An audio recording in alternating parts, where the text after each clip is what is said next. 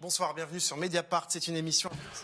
Welcome to Mediapart. Quite a show this evening with global figures. Greta Thunberg, Vanessa, Nakate, Luisa, Neubauer. They're from India, Uganda, Sweden, Germany, and for years they've been telling us about the need to change directions to avoid a catastrophic global warming. So how can we act decisively in favor of the climate? How can we reconcile the ecological and social requirements? How can we avoid having more inequalities, which are quite substantial? Now, these activists are going to speak with unionists, such as Sophie Binet, Secretary General of CGT, and Solidaires and FSU. This is a live show, ladies and gentlemen, in partnership with Attac and 350.org, the representatives of which are also with us. An exceptional show by Mediapart Climate from north to south, a world in battles. For the first hour, I'll be with you, Michael Correa, climate journalist at Mediapart. Greta Thunberg will be with us in a moment. She's become a prominent figure in the climate movement. But first, we have four individuals. Vanessa Nakate, hello. You're an activist from Uganda, very well known in Africa when it comes to defending the climate. Also with us, Sophie Binet, hello. Since last March, you've been the Secretary General of the French Union CGT, the first woman at the head of the union. Clemence Dubois, you are the campaign manager of 350, which was created in 2007. It works on fossil fuel, and it is a partner of this evening show. Also with us is Lena from Soulèvement de la Terre. We'll speak with you in a moment, Lena, because this is making the news. Initially, we designed the show because tomorrow in Paris, there will be the summit for a new global financing pact, which will provide help to poor countries in the face of a changing climate. And also, there's something going on in France. The ban in France of Soulèvement de la Terre by the French government, and the ban was confirmed by the French Home Minister, Gérald Darmanin, and then it was confirmed by the government spokesperson, Olivier Véran. Un décret qui propose la dissolution du groupement des soulèvements de la Terre. Ce n'est pas la liberté d'expression ni la liberté de manifestation qui est en question. C'est le recours répété à la violence contre des biens, contre des personnes, qui a été renouvelé à plusieurs occasions ces dernières semaines. Défendre ses idées, sensibiliser, se mobiliser pour changer la loi, oui, mais dans le respect de l'état de droit, le recours à la violence... And violence is not legitimate in the rule of law. At 5 o'clock, people in support of the association demonstrated in the streets. There were people from Attac and the Trade Association of French Advocates. There was Cyril Dion, the Indian activist Disha Ravi, who will be on the set here, and Greta Thunberg was there too. For all the people in attendance, there will not be a band, and there will not be any anti-terrorist police against us. This is, there is an entente between parties with the ban of Soulèvement de la Terre. The government is turning its back on the rule of law. It has no solid grounds to ban the association. It goes against fundamental liberties, and the government is not interested. The criminals are not the 4-degree world. They are destroying the ecosystem. And they are protecting the cement industry and the oil industry, and they feel that the only criminals are the activists who are the only ones who listen to climate scientists. This government is being anti-democratic, and it is too harsh, and we will never stop fighting. We are determined to fight for life and for hope. The Soulèvement de la Terre will remain. We will remain the Soulèvement de la Terre. Yes, we will remain. Lena, you're a climate activist, and you're a member of Soulèvement de la Terre, among many others. And you are part of the movement. Well, you're not a member of the association. There is no such thing as membership, actually. So what can you say following the ban that's been announced by the government? Well, the ban is terrifying. It was well expressed here. The French government has been sentenced for climate inaction several times. It has been enacting bills that go against the environment, deliberate destruction of life on Earth. And then they speak about adapting to a 4-degree world rather than complying with the Paris Accord. And this goes against people's interests and the interests of nature. Solidaires is all about acting. I'm a member of the network of young people who go on strike for the climate. Greta will be here. There's Attac, there's the Confederation Paysanne, there's Solidaires. There's so many movements out there. And plenty of environmentalists are together in Solidaires. The government claims that we're eco-terrorists. And it's a political decision. They try to justify this ban by the fact that we are allegedly violent. What do you say to that, about the fact that you are allegedly violent? Solidaires blocks areas, and it's all about disarmament, and we disassemble infrastructure, private property, private companies. Well, yes. There was an illegal mega tank that we acted against. We demonstrated against the cement maker Lafarge. It's violence against nature in the first place, against life in the first place. And people who are labeled as violent are labeled violent for political reasons. And FNSEA, the Agricultural Trade Association,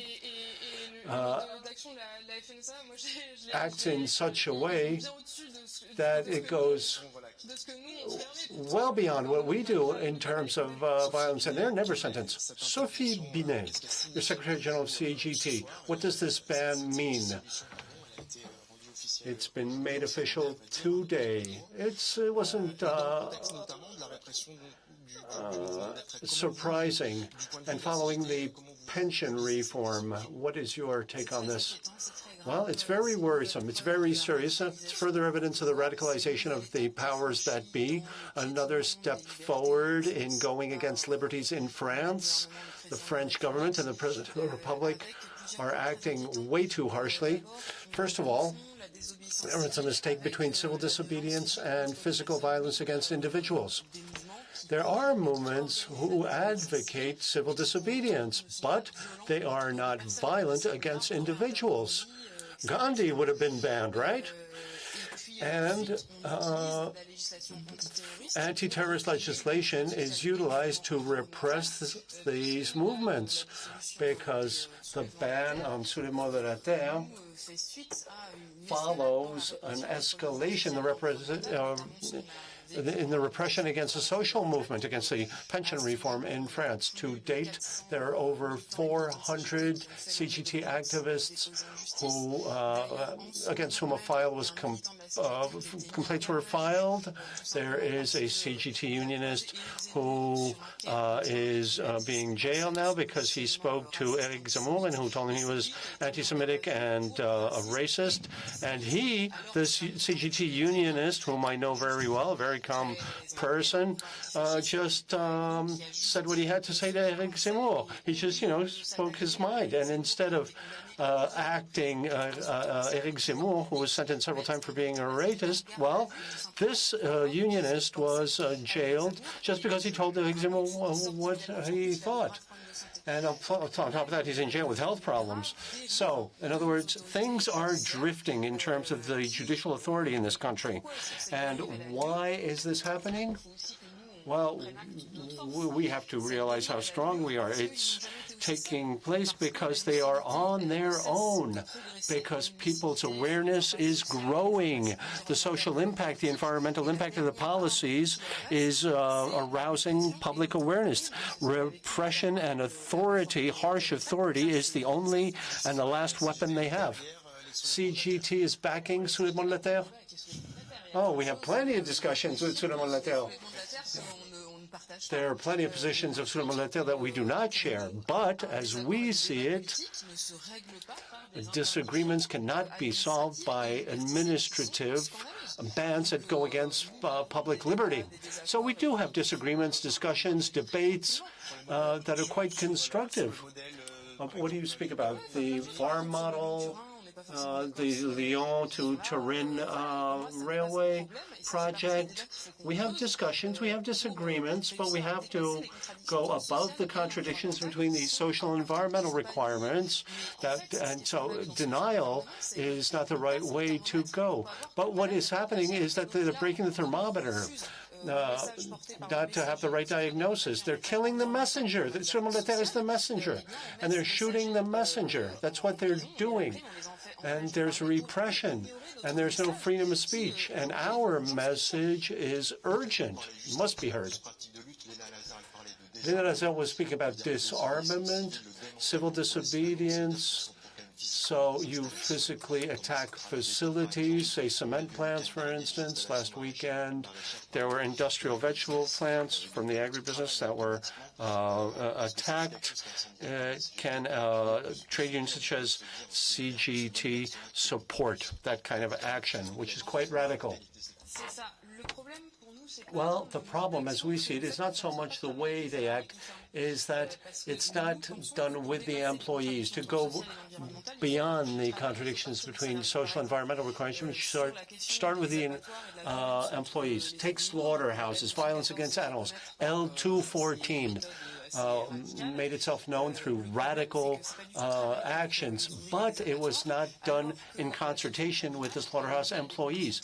Animal suffering is the result of violent working conditions. It's very violent to ask people to slaughter 200 cows in a day's work. Psychologically and physically, that's extremely violent. Therefore, working conditions are scandalous in slaughterhouses. And it can be violent in other industrial agribusinesses. People are requested to act against animals and against life. So you don't want to...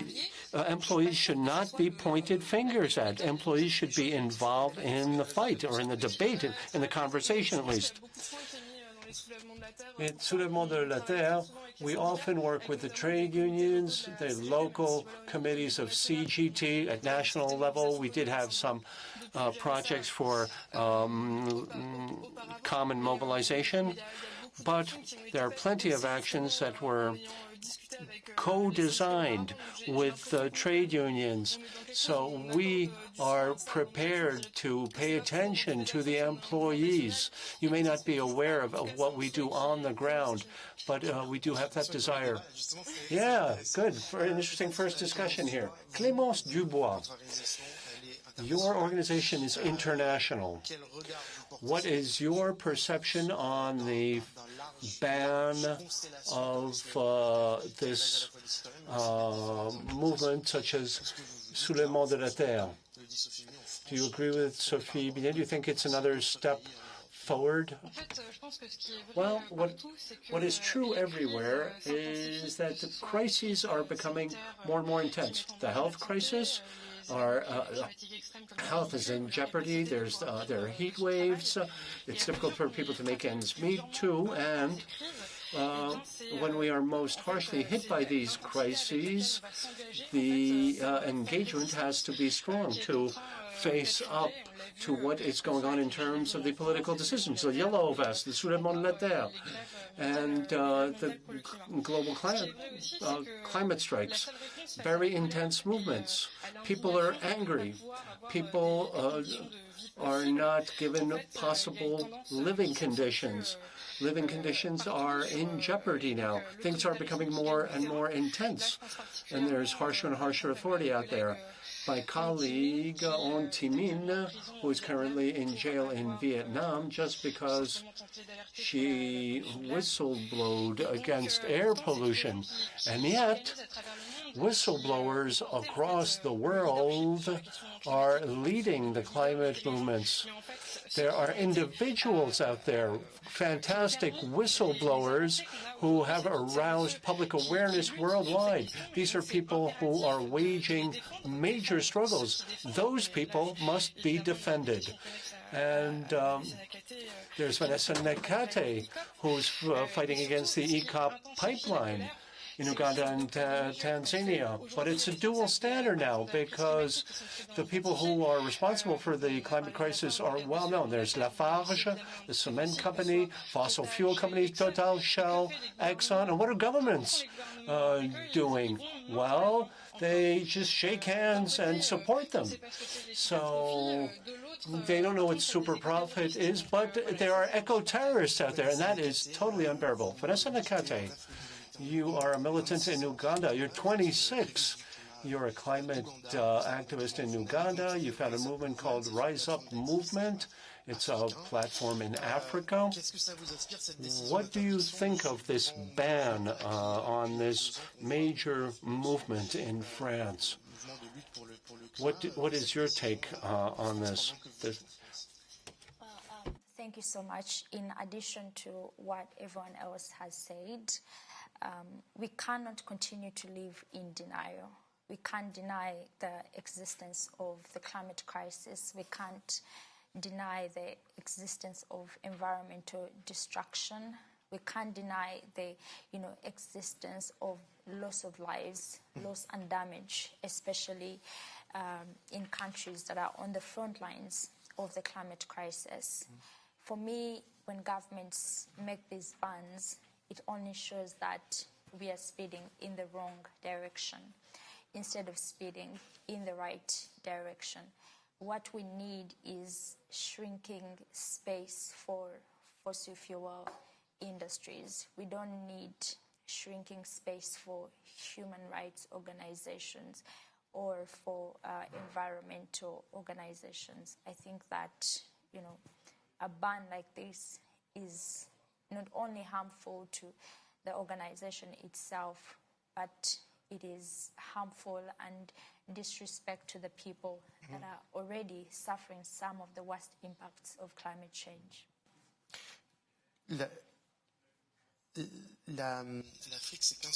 Africa, 15% of the global population, 4% of GHG emissions. At this point in time, there are concrete impacts of global warming in Africa. Could you tell us what the story is in Uganda? What is the concrete impact of global warming that justifies the emergency that you just mentioned? Yes, so Uganda as a country is, it's one of the countries with the fastest changing climates in the world. And it's one of the countries that are most vulnerable to the climate crisis. And we've seen this with the changes in weather patterns that have caused, heavy rainfall leading to flooding, landslides, and also droughts in certain parts of the country. Uganda in itself is an agricultural country, so meaning that, a lack of rain would mean that many people would not have their crops grow. It would mean that there would be food scarcity, especially in the rural areas. And for many farmers right now, it's very hard for them to know when, the time for planting is and to predict the harvest because of the unreliable changes in the weather patterns. So for Uganda as a country, the main impact is the changes in weather patterns that are affecting farmers and also, the more terrible impacts like flooding and landslides. We've seen that in regions like Bududa, Bundibujo, in Bale, and Kasese as well. And these have really not only led to the destruction of people's livelihoods, but they have also led to the loss of lives. Vous dites cette phrase très intéressante, l'Afrique est en petit. Interesting. You're saying Africa is first line, but unfortunately not on the first page of global newspapers. You were fighting against projects, the IRCOM project, the pipeline project in Uganda, over 1,500 kilometers, 50 degrees of temperature. It has been supported by Total Energy, a French multinational firm. Total wants to, says that this project will help the development of Uganda. Why are you opposed to that project specifically? Well, I'll start by sharing that when I was in primary school and when the discovery of oil was made in Uganda, it started, they started teaching us about it and how this would be beneficial for the country. So from childhood, it could also be examined in our tests, and all of us knew that this was going to be for economic development. This was going to bring jobs for people. But now, years ahead and starting to see the impact of extraction of fossil fuels on communities, and I realized that what we were being shown as, black gold is actually not gold for our communities. It ends up harming our communities. For decades, fossil fuel companies have promised to lift people out of poverty, but this has been a lie. When you look at countries like Nigeria and what the fossil fuel, extraction has caused there, misery, poverty, who gets the profits from these investments? It's people that are already rich. Who gets the access to this energy from these investments? This energy, be it oil, be it coal, be it gas, it is shipped and it's brought onto Europe. We've also seen discussions on gas for Europe, how to keep the lights on in Europe. So it really goes back to satisfying the needs of Western countries. I think for me that is the challenge I have with fossil fuel companies, is that they have promised to lift people out of poverty for decades, but they haven't. In sub-Saharan Africa alone, about 600 million people do not have basic access to electricity. So where is the energy that has been promised? For me, what people don't need fossil fuels. People need energy. So as much as we need an equitable phase-out of fossil fuels, we need an equitable phase-in of renewable energy, especially for countries in the global south. Sophie Binet, quand vous écoutez Vanessa Nakate, cette discussion... Sophie, when you're listening to this, you are working, you're not working or in a conversation with militants, activists from Uganda. How do you respond when you hear her say, we no longer need fossil fuels, we need other fuels, clean fuels? What is your spontaneous response? Is your response to say, well, we have nuclear power in France? Or would you take a different position? What was just said? There have been a number of announcements over the past weeks. Shell said that the oil production was going to continue all the way through 2030. Total Energy also says we're going to continue to invest 70% in oil and gas between now and 2030. And you have people, you represent people who work in the industry. There are a lot of CGT people who defend the nuclear model, which is a very strong model in France. And then there is, again, the question of fossil fuels. What is your reaction? Well, you just raised a lot of questions. I think the example given by Vanessa is a good illustration. It explains why the current confrontation is so violent. And why there is so much repression. It's because these people are holding on to their financial interests. They know they don't want to give up their wealth. I think the example of Total is a perfect example. Total has one merit.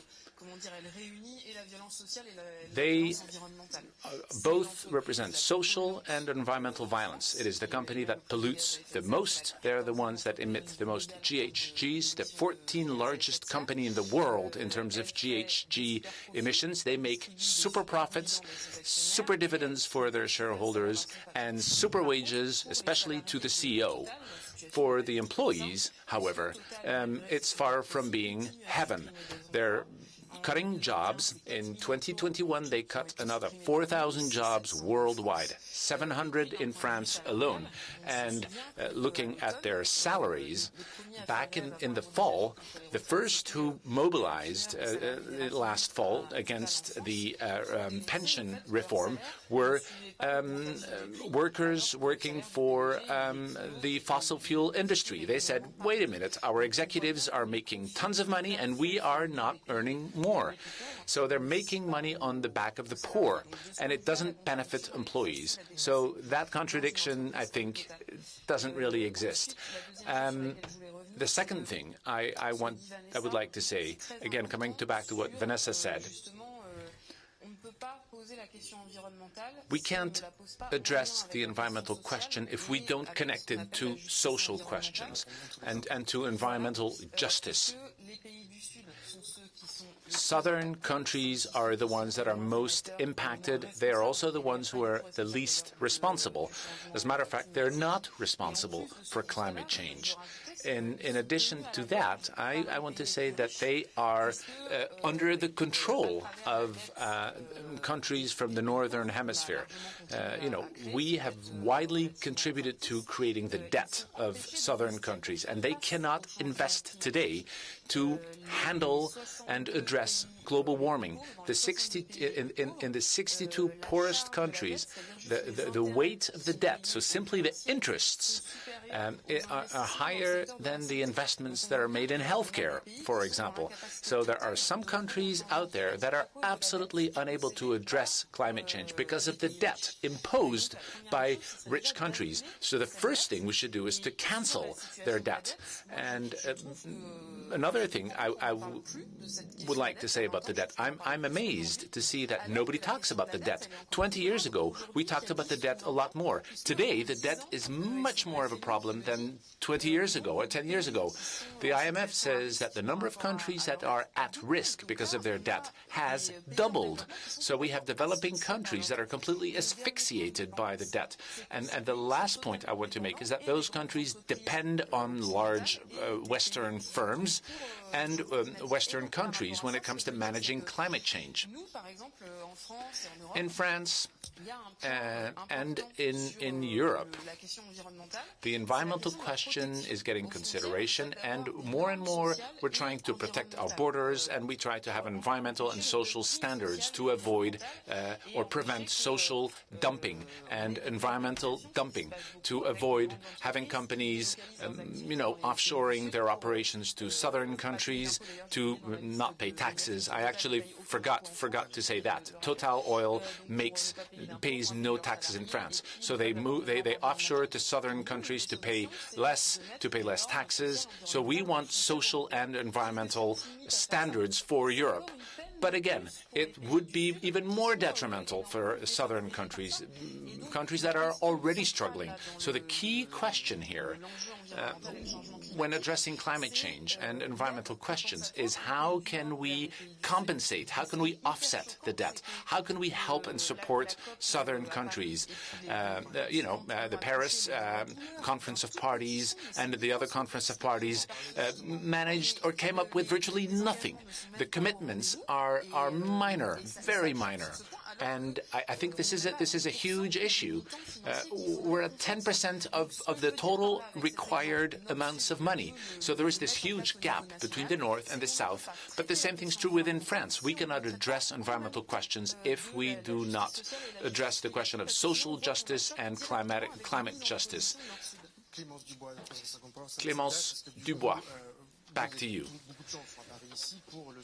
A lot of people are in Paris these days for the Summit for a New Global Financing Impact, organized by President Macron. So he banned le soulèvement de la terre and at the same time organizes the Summit for a Global Financing Impact. The objective is to build a new contract, a new pact between the North and the South, recognizing climate and recognizing the climate debt in general, but climate debt and the responsibility of northern countries.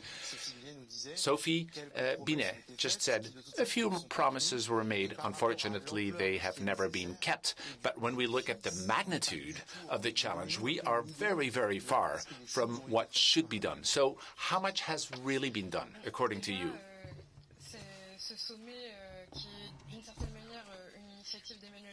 Well, this summit is the initiative of President Macron, but it was not his idea.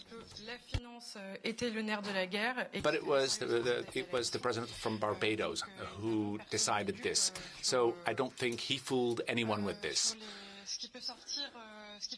And I don't think we're fooled about the outcomes of the summit. But financing is, at the end of the day, what it comes down to. The investments we make today will shape our future. And as we are speaking, we are locked in the investments that were made yesterday. And there is no democratic control of financial transactions and flows. One of the most important things governments should do is that they should stop supporting and subsidizing the fossil fuel industry. That is step one, the very first thing. Instead, they should fund other solutions, alternative solutions, and this would generate a lot of money. If they stopped to subsidize, it would generate 600 billion per year, an increase of 10%. It would generate 400 billion per year. So we're talking about massive amounts. What is necessary is difficult to say. Oxfam says 4 trillion to fight against poverty and climate change in developing countries. Well, you can put numbers. Okay, we can come up with all kinds of numbers. It is huge, but it's possible because the money exists. Look at the bank crisis. All of a sudden, we were able to find, money to support the banks for their profits when COVID-19 hit. Same thing, there was an overnight revolution in how our society was organized from a political standpoint. So it all comes down to will. Governments are still working hand in hand with the fossil fuel industries. They're not doing it to support and help their workers. They do it to pay out huge dividends to their shareholders. And they're not supporting local communities, those who need to have greater access to energy. And so 4 or 5 trillion for COVID. We're talking about 28 trillion. Are you suggesting any type of taxation, new taxations? Well, for 15 years, we said we had to stop subsidizing the fossil fuel energy. Today, we're saying they should pay for the damage they caused. Are you referring to the ecological debt? It's worse than the ecological debt. Vanessa Nakate said Total is lying, but they've been lying for 50 years. And this justifies why they should pay for the crisis. They are criminals, and people who are dying in catastrophic climate disasters were killed. They were assassinated because some people somewhere in a high-rise made decisions for their own profits rather than for the general interest. And our movement will do everything we can to make sure they are taken to justice. We will take their money, but we want more than their money. We want to make sure they cause no more harm. Vanessa Nakate, tomorrow You will be speaking at the summit. What is the message? What is the message you are going to push across? What are you going to tell the French president? What are you going to tell the other heads of state that will be there tomorrow? Well, I've been at summits like this before, and what I've usually seen at these summits, there is always a disconnection between what is happening on the ground and what is being discussed in these forums. So I'm hoping that I use that platform to talk about what is happening on the ground, what is happening with communities, with people that are on the front lines of the climate crisis. Because climate change in itself, it's more than weather. It's more than statistics. It's more than numbers. It is not statistics that are starving. It is people that are starving. You know, it is not numbers that are losing their houses or having their farms destroyed because of floods. It is people. So I am hoping that, you know, in this summit, I bring the experiences of the people on the front lines of the crisis and what this summit needs to deliver. And again, on the issues of climate finance, we cannot talk about issues of finance without addressing fossil fuels. Because what we need is the equitable phase out of fossil fuels and an equitable phase-in of renewable energy. So it goes back to where we are getting where we're getting money from and where we are putting that money, and addressing issues like loss and damage. We know a loss and damage fund was established at COP27, but it's still an empty bucket that needs money. We have mitigation, we have adaptation. We shouldn't have countries in the global south being forced to extract fossil fuels because they don't have any other alternatives. So I'm hoping that in this summit, the message really talks about the experiences of the people and the needs of the people. Une réaction, Clemence Dubois, peut-être? What would be your reaction to this? Well, absolutely. I think we need to revisit global finance. Global finance exists to protect the interests of wealthy countries. The question of the debt is absolutely central and essential. What happens is that the most vulnerable countries to climate change and extreme events are the countries that have the largest debts with rich countries. They're paying the interests. The interests are rising year after year instead of investing in renewable energies, for example. Only 2% of the global investments in renewables over the past 2 years were made in Africa. This shows that we need change.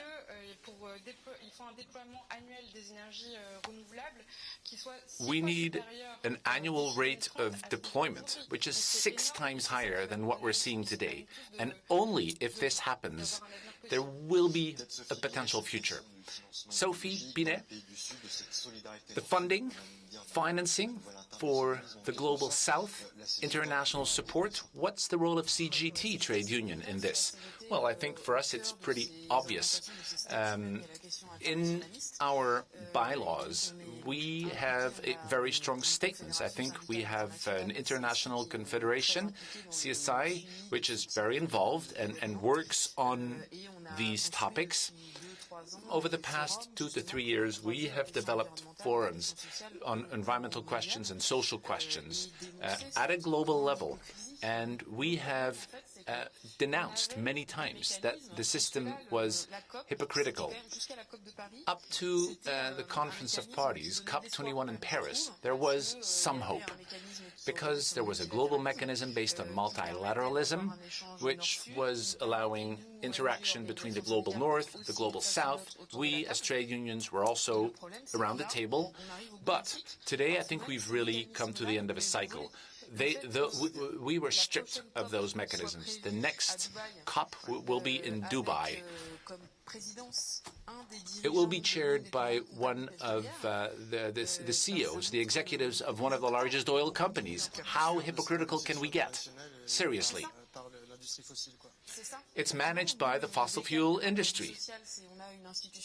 We have an institution which is the International Labour Organization, ILO, which during their last conference in Geneva, it was chaired by Qatar. Qatar has been exemplary in not respecting social rights. The mechanisms we were able to build little by little to address social questions and environmental questions at a global level, those mechanisms are not powerful enough. In the field of trade, with the World Trade Union, we were a trade organization, we were able to create all kinds of things. But when it comes to social questions or environmental questions, the mechanisms are non-binding. And one of our requests is that this change. We think that the International Labour Organization standards should be stronger and should prevail, should be stronger than WTO rules. We think that today we need a global environmental organization, a bit like the WTO, with the same binding mechanisms. Moving on, I'd like to hear you all on this. The international negotiations are unsuccessful. The Paris Agreement defined an objective, 1.5 degrees. We said maybe we're going to make it, maybe not.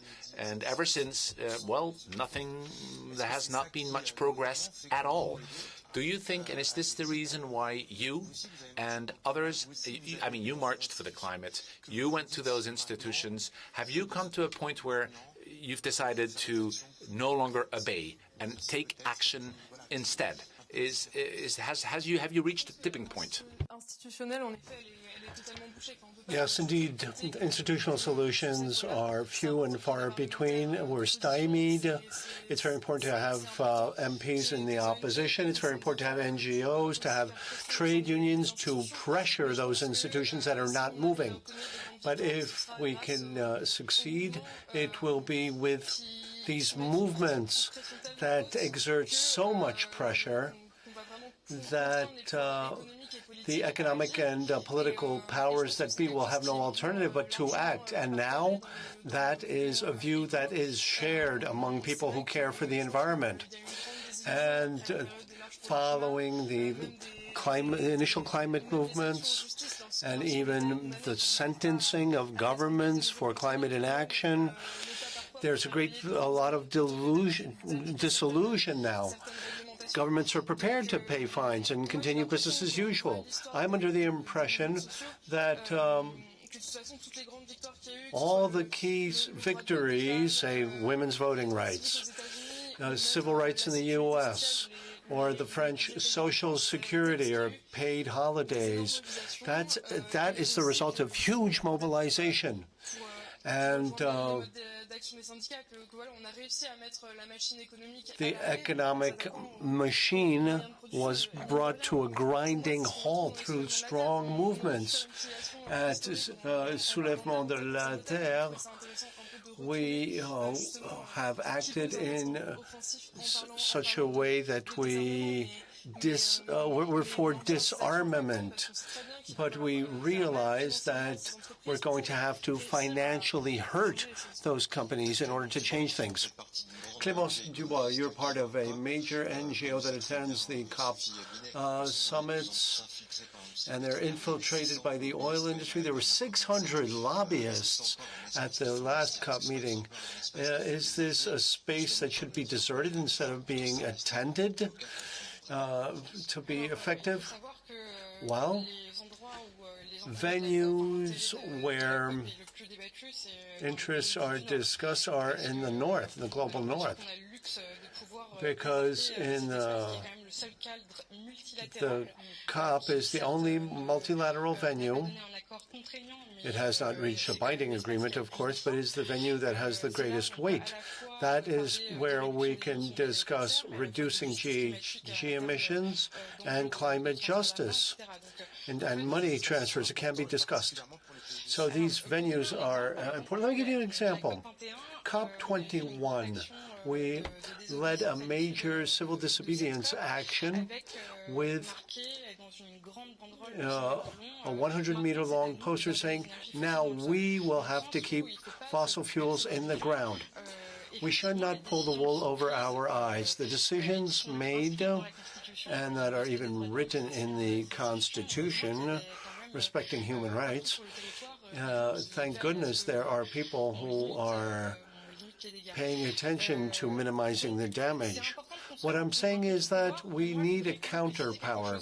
But I'd like to specify something, because over the past few years there's been a lot of criticism leveled against these movements and demonstrations, but it's an entry point for many individuals, because that is how you join movements. You make friends, you bond with people, and you gain strength.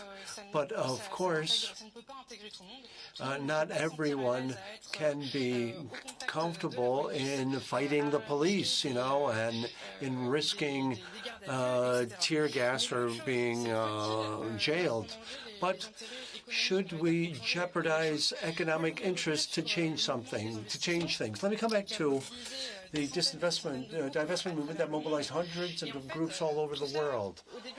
And at the beginning, you said, what's the point? Because although certain institutions divest, industry will still continue to attract financial flows for new projects. But this has changed the conversation and the way in which energy is being addressed today.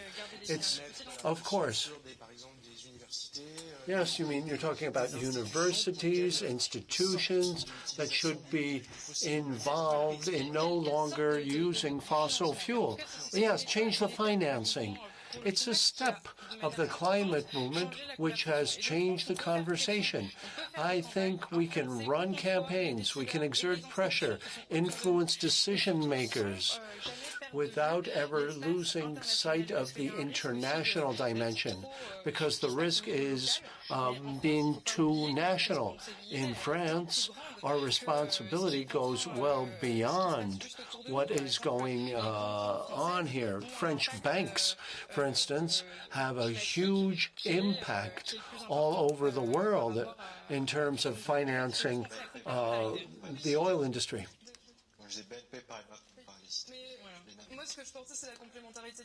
I think we have to have complementary tactics. To have a strong impact, we need multiple kinds of strengths. At Soulèvement de la Terre, we have held demonstrations with thousands of people. There are people who are in civil disobedience, people who are in support of them. Everything matters. Every ounce of strength matters in this struggle. People must feel involved. Vanessa, when you hear about civil disobedience, I suspect that being an activist in Uganda against the cops can be, costly, right? We've seen different activists face arrests and also harassment as a result of, their fight against the EACOP pipeline. And, not just the EACOP. We've seen, these kinds of things from when we started strikes, how hard it was to organize big strikes like the ones we were seeing that our fellow activists were organizing within Europe. So we kind of tried to find ways that we could create awareness without going to the streets, because it wasn't as easy as many people thought. So we started to go to schools, we started to go to communities. I think in those times, one of the sad things about it was that, people asking us why we were calling our strikes climate strikes, and yet we were not on the streets. We were just sharing what we were doing online, or we were going to schools. So for me, I think that was really a question of privilege and not understanding that, the situations in certain countries may not allow certain kinds of strikes. So just to really add that, I think we need every form of activism to create as much awareness as possible and create as much pressure as possible. Peut-être juste là-dessus, Sophie Binet sur... Sophie Binet, tell us about this issue. There's a kind of parallel, the climate marches, demonstrations have contributed to arousing awareness about climate change, and now we're facing a wall. This conversation took place recently in the pension reform. Plenty of people in the streets, and yet the reform was voted. Of course, we don't want to compare apples and oranges, but in the end, this strategic issue is also top of mind at CGT. So the debate between civil disobedience, and on top of negotiations and so on, tactics, strategy, what is your approach to be effective? Complementarity of taxes suits us well. We have fought for the institutions we have. The International Labour Organization was created in 1919 after World War I. No peace without social justice. That was the concept. There were millions of deaths that made it possible to set up the International Labour Organization with its social order. There are 190 social conventions and agreements that not all of them have been ratified. But this is an asset that must be kept. Same thing for the COPs. The COPs are multilateral. They're critical venues with multiple stakeholders. It's very important that Vanessa speak at this forum, at this summit, but she will be facing cynical hypocrites. So you have to, be well armed. Vanessa, you're going to have to try to go beyond the greenwashing wall. You're going to have to fight the lip service. But it's very important that you be there, Vanessa. They must not be left amongst themselves. The world's business should not be left in the hands of businessmen. We have to be present everywhere. That is how our strategy will prevail. We need massive mobilizations. We need demonstrations in the streets, and we have to take things further and further wherever possible. And in order to do that, we have to be supported by public opinion. And that calls for civil disobedience in more aspects than one. We need massive support by public opinion. The challenge, that is the challenge. An enlightened avant-garde can be isolated. Tell us about that concept, by the way. So the ban of Sous le Monde de la Terre was politically possible because the critical mass may not have been strong enough, right? So Sophie Binet is talking about the enlightened avant-garde. No, wait, don't get me wrong. What I'm saying is that we're going to see how history will be written, but for Sous le Monde de la Terre, it's not going to go down smoothly, let me tell you.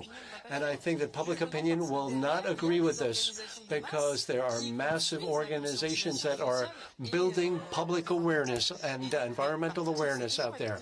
But we have to be aware of the fact that we have to work with the large numbers. Lena, do you have the same feeling that you have to convince more broadly? Although 100,000 people have signed a petition in support of the movement? Well, since ours is a broad-based coalition, the question of the makeup is critical. Therefore, we have to continue to be stronger and stronger. But our purpose is to be supported enough to avoid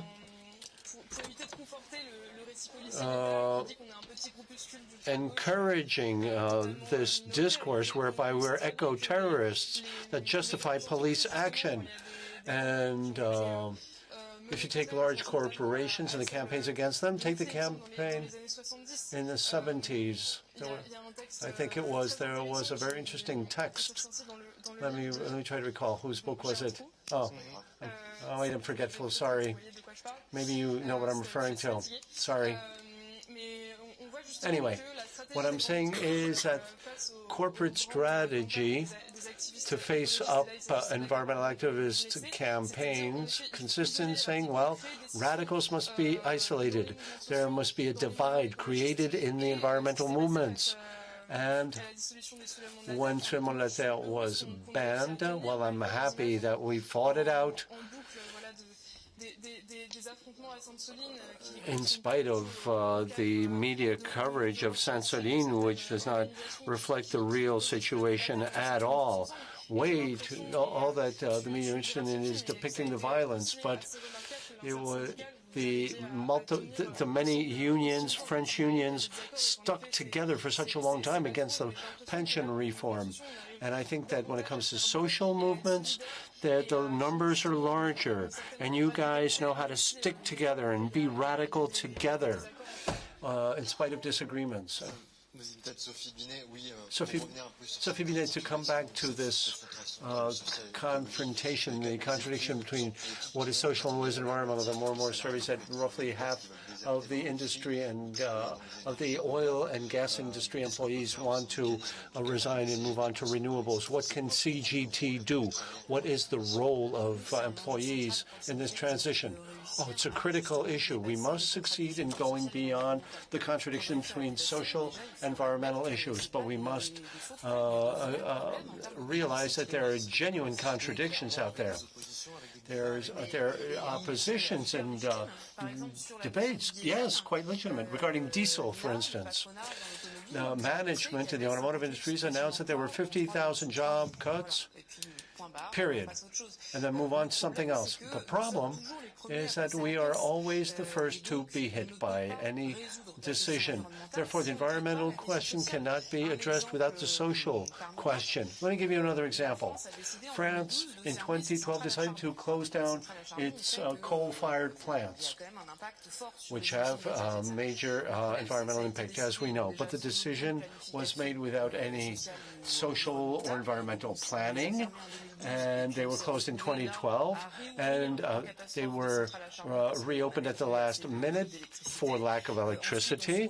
Then, since there's not enough electricity in France, and electricity is being imported from the country that has the highest carbon content electricity in Europe, Germany. So to overcome social and environmental contradictions, environmental and social planning is necessary based on social needs. Lesson number 2, in order to overcome these contradictions, we have to start with the employees. These coal-fired plants were closed and the employees were just laid off, period. Same thing as what is going on in the automotive industry. There must be a conversation, and to have a conversation you have to say that the work contracts of employees is maintained. They must be trained for 12, 24, 36 months so that production can shift with them, and they will keep their jobs and their benefits with new jobs. And the final thing, and this is absolutely not done, of course, and employees are in a vantage position to have an opinion on environmental transformations, but we don't have entitlements to speak. CGT is multiplying alternative projects for coal-fired plants. There's a plant called Gardanne that was shut down in 2012. 5 years of struggling, and for over 5 years, magnificent work done. The employees built an alternative project to resume gas production with used timber, and we were just given authorization to do that. And projects like that are many, but we are running them under the radar because we are not entitled to show that we have expertise or any strategy. We must be given that entitlement to lead the transformation. CGT set up the labor environment radar, whereby employees can say what must be changed to minimize the environmental impact of the industry they're in. Clemence, Dubois, there's the air show in Neubauer right now, and the industry is doing well. People are saying, oh, don't worry, twice as many plants in the near future. Planes will be green. I mean, it's cognitive dissonance, right? They say it's going to be possible. Green planes, green aircraft. Isn't that a typical example of the contradictions that we've been talking about on this panel? So green planes will continue to fly as much as we want, or if that is not the case, we should stop flying. Tell us about that divide, that contradiction. Isn't that a shining example? Well, aviation is interesting because it's an example that's always used to point fingers at people who are in favor of minimizing aviation, you know, dangerous people who prevent people from going on vacation. Yeah, they're called names. I mean, they're insulted, yeah. Anyway, but what few people know, well, must be put into perspective, is the fact that aviation is not democratic. A mere 36% of people in France fly at least once a year. 50% of CO2 emissions of the aviation industry are in the hands of 1% of the population. So it's not about pointing fingers at people who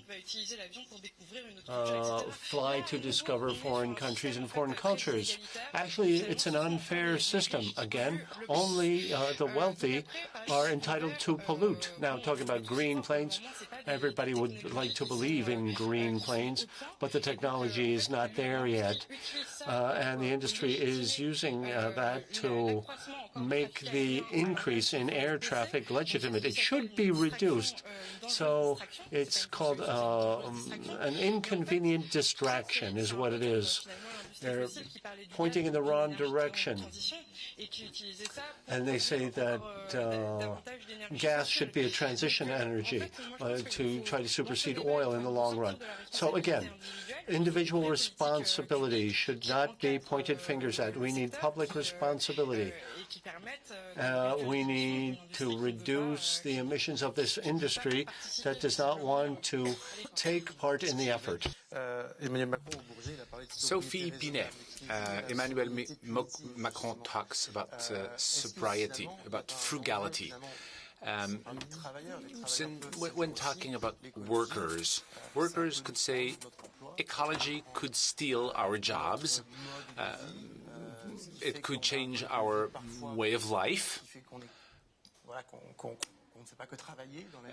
a way of life in which we don't only work. How do you, as a trade union, deal with this? How do you make sure that workers or people do not get the impression that, addressing climate change is not going to be a game changer or a life changer? Well, I think we have to show that the environmental issue is massive. If we do not address it, we will fail. Naomi Klein has said this very well. I think it is an opportunity for us to show the stalemate created by capitalism. I'll give you three points. First of all, we need to collectively plan how we're going to address those challenges, climate changes and social challenges. Second, austerity. Austerity is absolutely incompatible with environmental transformation. Massive investments are necessary. And my third point is public services. We cannot address climate change by dismantling public services. Today, actually tomorrow, in Lille, there is a major demonstration of railway workers because France is dismantling railway freight. This is a major problem. In developing countries, we have a neo-colonial economy. Multinationals replaced the state, and we're letting them take multinational firms, take the money away, and by preventing the construction of new public services for the common good. I'll add one last point. We cannot address the environmental challenge if we do not, if we do not address the huge social and income inequalities. With the financialization of the economy, the value sharing has completely been distorted. We are the ones, the workers are the ones who create value. A large chunk of that value is going into profits. And today, it's all. If we do not question our model, we will never be able to address the environmental question. Vanessa, Nakate, how do you feel about all this? Again, in northern countries, we are trying to address the environmental question without sacrificing the social question. How does that resonate with you in Africa? Well, first of all, I'll say that, there is no climate justice without social justice. I think it's really important to know that we must work together and we must work united to address all these issues. When activists say that we need an equitable phase out of fossil fuels, for me, it's one that includes the people. Because many times we can talk about climate action, but not all climate action is climate justice. Many times, what may pass as climate action or climate solutions, they may not have people at the center of these conversations. So there's really need to understand that the just transition that we are looking for or that we want, it won't happen without workers. Workers must lead on this transition. And the climate movement many times is seen as one that is looking to destroy jobs or economic development. But I think that we need to start having discussions of how these, two kinds of movements can work together. Because in the end, the fight for climate justice is not just about the well-being of the planet, but it's also about the well-being of the people. Merci beaucoup, Vanessa Nakate. Thank you so much, Vanessa Nakate. We're going to close in a moment. One last question for you. What's next for Les Soulèvements de la Terre? Are you going to continue and organize further actions? Are you hoping for potentially a court ruling? Both. Both. First of all, we don't think you can just ban a movement as large as ours. Our organization is a gathering of multiple organizations. We've always worked together against artificial earth and many other things. Our fight has been going for decades. Notre-Dame-des-Landes, it started with the Larzac several decades ago. We're fighting. We will continue our fight against polluting projects. And we will continue by taking action. We will hopefully continue to receive media action. So, in a nutshell, you're going to continue. Absolutely, we're going to continue. We're going to go to court as well. And between August 18 and 27, there is going to be a large convoy with bikes starting from going to Paris. It will take place. It will happen. So, see you then. 3 months, we will see what the court says. Thank you so much, Sophie, Binet, for coming. Vanessa, Nakate, thank you so much. Clemence Dubois, you'll be back in the next show. And Lena Lazare, thank you as well for speaking about the ban on Soulèvement de la Terre. Very quickly, we are very sorry. Greta Thunberg has informed us at the very last minute that she was not able to attend. We are so sorry. That's it. We will be back. However, we're going to have global leaders and climate change and trade union workers in France and elsewhere. We talked about fossil fuels and climate denial. Here is a quick show at the General Assembly of Total. This was May 26 with Florent Louison.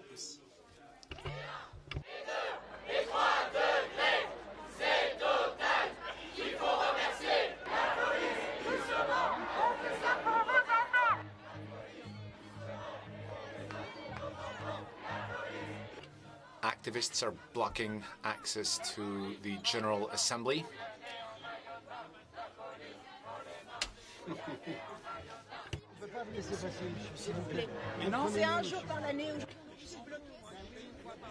I have a meeting once a year, I know, but it is my right to go vote.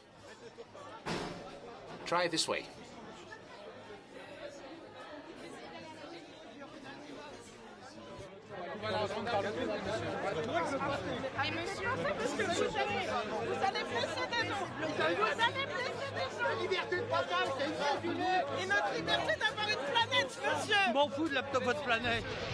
Vous êtes actionnaire de Total? C'est scandaleux. Est-ce que j'ai dit? Are you a Total shareholder? Yes, it is an absolute scandal.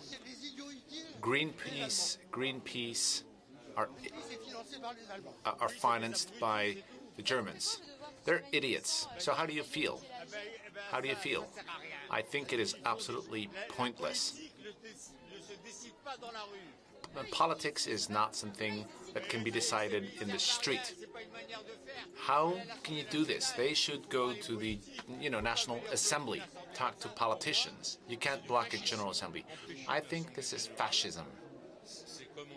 Keeping people from going to a General Assembly.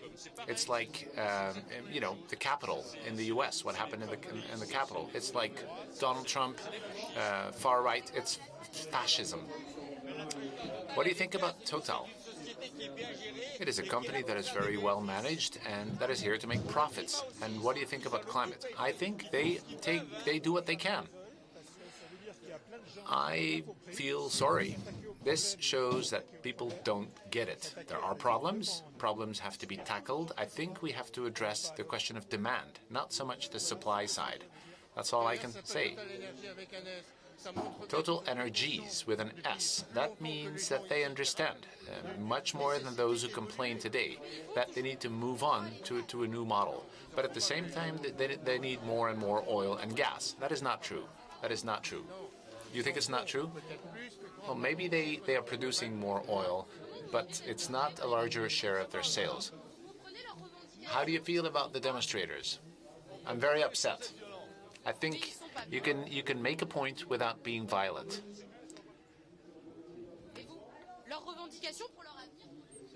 And what do you think about them preserving their future?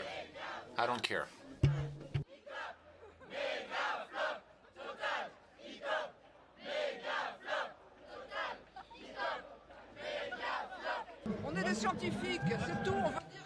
We are scientists, and all we're saying is that what is going to happen is terrible.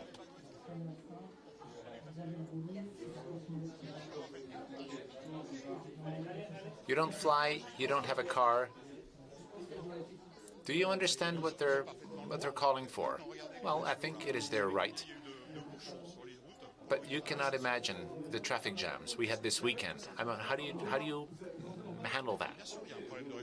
Of course, there is a problem, global warming, but you can't just fix it by snapping your fingers. They're against nuclear as well, and it's probably the best solution to decarbonize.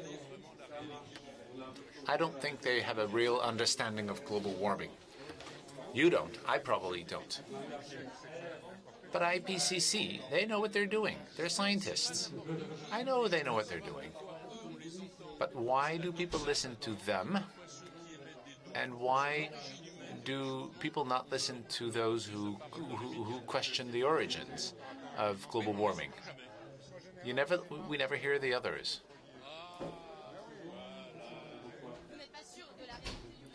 So are you not sure about the reality of global warming? Oh, I don't question global warming. Global warming is very obvious. What I'm disagreeing with is that people say that humans are fully responsible. I think that's maybe a bit exaggerated. At the time of dinosaurs, there were climate differences already. Humans were not on the planet. We now have Jed Lingard from Mediapart, and we're going to start right away with the second part, and we're going to hear from climate militants in Africa, India, and other continents. Once again, we're very happy to have both of you, Diana and Disha. Thank you so much. Diana, you're one of the directors of Afiego, an NGO in Uganda, against the giant pipeline, which we talked about earlier with Vanessa. Disha, hello, good evening. You are a climate activist in India, Fridays for Future, MAPA. These are the poorest countries most impacted by climate change. Disha, we're very happy to have you this evening here at Mediapart. We know you as an activist. We have a lot of admiration for you. I'd like to start with a question on India and about you. The Indian continent has 1.8 billion inhabitants. That's 1/4 of humanity. The continent alone has been massively impacted by climate change. Could you tell us in simple terms why you decided to become a militant against climate change? For me personally, it was, like you said, that majority of the country is already experiencing the climate crisis. For us, the climate crisis isn't something that will happen in the future. It is already happening now. And for me, I saw my grandparents were impacted by the water crisis. And I saw that this is a reality, not just for them, but millions of people across the country. And it was only going to get worse.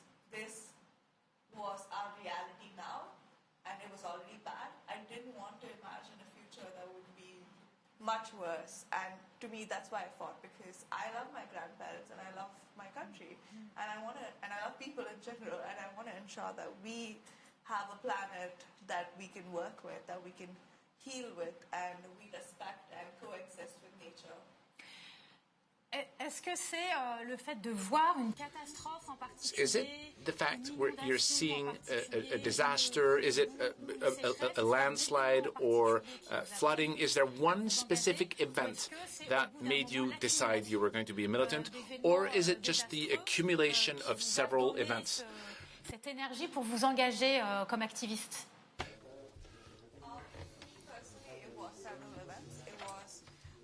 Finding out about the water crisis that my grandparents had to go through. And then in my own city, it was finding out that there was too much water when it rained. So it was a culmination of all these things, and watching how it impacted different people based on the region they're located in, the religion they belong to, the caste they belong to, the gender they belong to. And it was important to me to ensure that this doesn't keep happening, that this is not the life we are bound to live. Où vivent vos grands-parents? Where do your grandparents live in India? They live in a state called Karnataka. They live near Duteil, in a village near Duteil. Okay. Est-ce que vous pouvez nous dire, ici c'est intéressant parce que on a régulièrement dans les médias, we very regularly in the media hear about heat waves in India. We saw the floodings, massive floodings in Pakistan, and then it just vanishes in the media. So you're speaking to a French audience. Could you tell the French audience what were some of the major events that took place in over the past years, and what climate events have show today that the world has changed in India? Honestly, India has like the whole menu of the climate crisis. We have floods in my own city and in the coastal regions, like Goa, like Mumbai.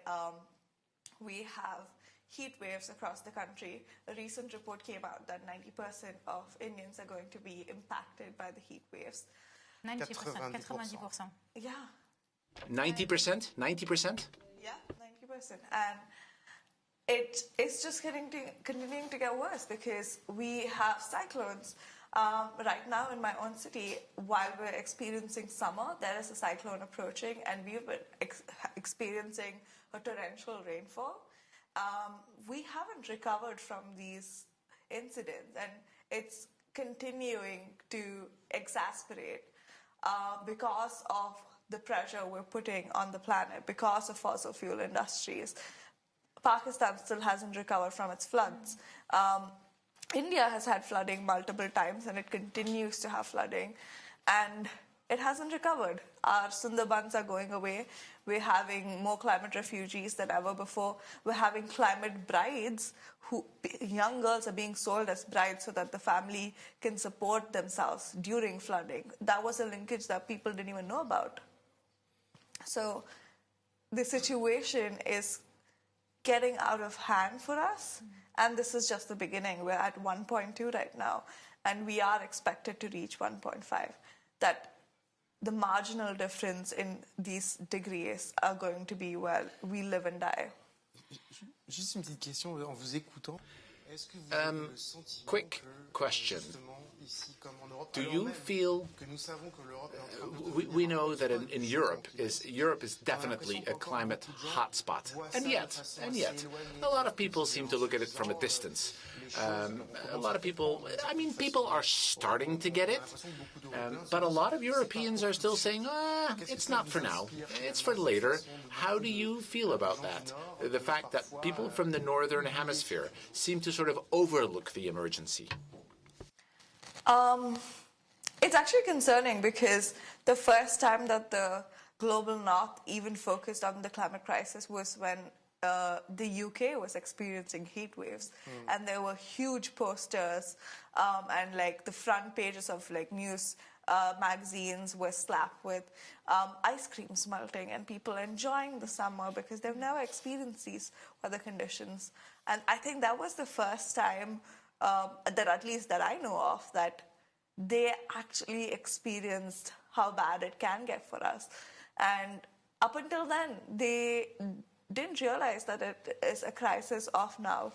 And I don't know what it will take because I keep wondering if it is being ignored because black and brown people are the ones suffering right now. And indigenous people are the ones suffering right now. It's not people in the global North.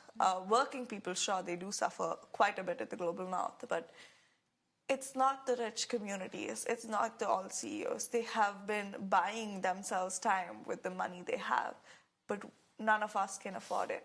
So we need to act, and we need the global North to recognize that the climate crisis is now, and they need to own up to the fact that it was they who caused this, and pay up reparations and finance solutions in the global South and for the planet. Il faut agir. So you're saying it's absolutely necessary to act now, and yet there is repression against climate activists. Earlier today, you took part in the press conference to support Soulèvement de la Terre. How could you describe the police and justice pressures against climate activists in India? I think climate activists and environmental defenders in India, but not just them, but all activism in India right now, is being questioned and is not being taken in the best light. There are more repressive laws against activism, against dissent, even if it's peaceful, and that is very concerning.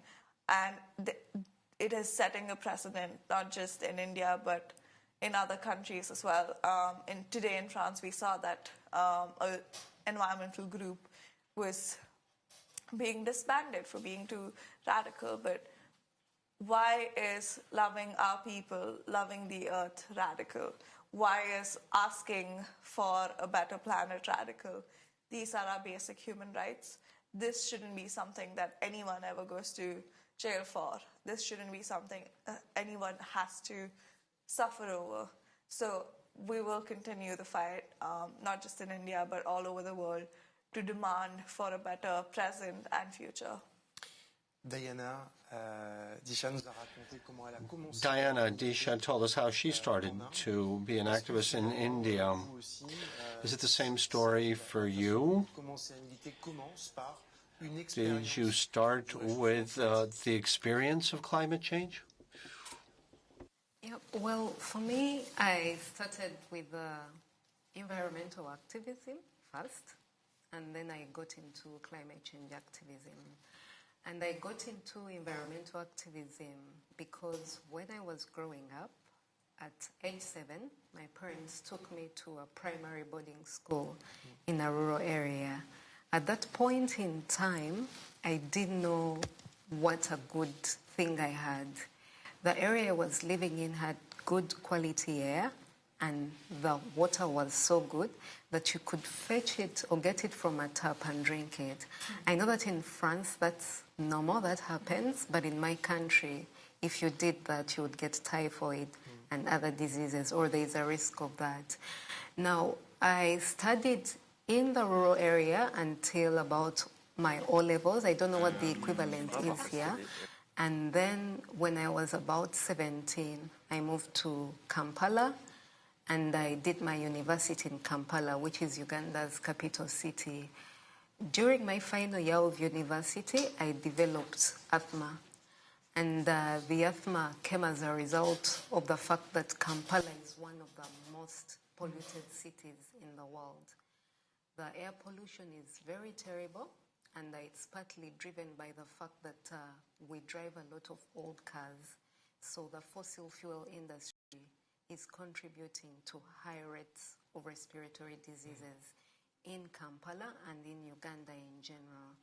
And because I had lived in a clean area before, it was easy for me to make the connection and realize if we don't fight for nature, if we don't keep our environment clean and healthy, then we all suffer for it. So I became a passionate advocate. And then later, when I noticed that, so my family members, my extended family members are farmers. The majority of them live in rural areas. Actually, the majority of Uganda's population lives in rural areas. And about 68% of the Ugandan population is in the subsistence economy. That means they work the land and get food. And if the rains don't fall, then it means, or if the sunshine is too much, if we experience drought, then it means that those people do not get enough to eat, and they often call their relatives in the city who are also very beleaguered because we don't earn a lot of money in Kampala requesting for help. So for me, I realized that the climate crisis is a difference between life and death. Juste un tout petit mot quand même sur ce projet ICOP. A quick word about the ECOP project that you're fighting against in Uganda. Could you tell us a quick word about the ECOP project? Please tell us the extent of the climate damage generated by this project. Imagine that some of our viewers don't know what it's about. There are maybe a few who don't know what it is. Tell us what it's all about, please. Okay, thank you. So the ECOP, or East African Crude Oil Pipeline, is a planned pipeline. It's expected to be built from the oil fields called Tilenga and Kingfisher in western Uganda to the port of Tanga in Tanzania. If the pipeline is constructed, and we hope that it won't be, because that would be catastrophic for climate, biodiversity, and people, it will transport 216,000 barrels of crude oil per day.